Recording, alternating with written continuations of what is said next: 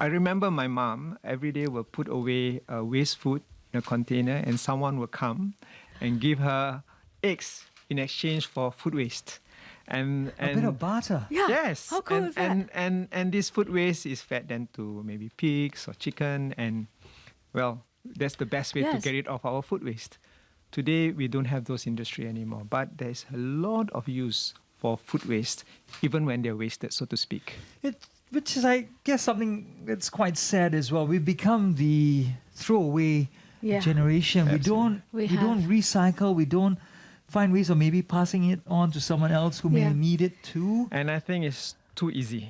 Yeah. Because we have what we call maybe a backstop solution. Everything you give to us, we'll just incinerate it away.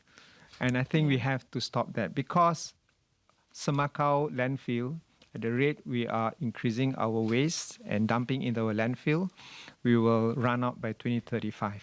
Prime Minister Lee said it could end up being mountains. Semakau, yes, Yes. Gunung Semakau. That's right. Will there be new laws on waste Yes. recycling? Yes.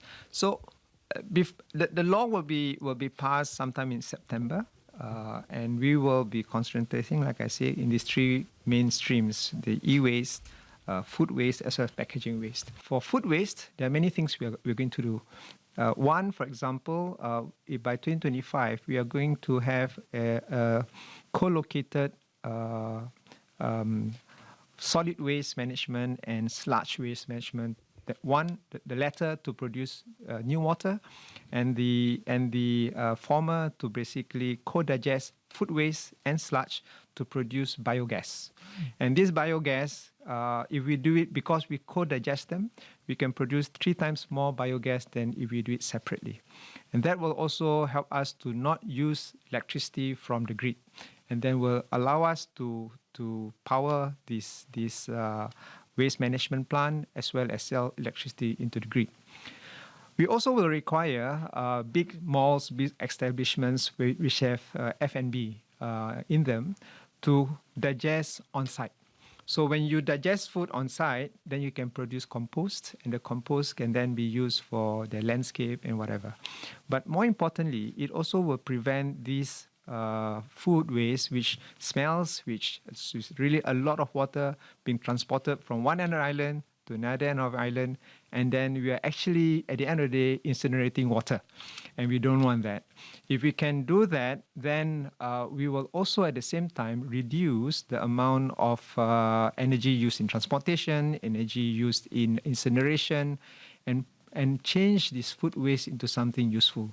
We have done a pilot in our Tampines hub, where we are co-digesting something like 1 ton of food waste a day.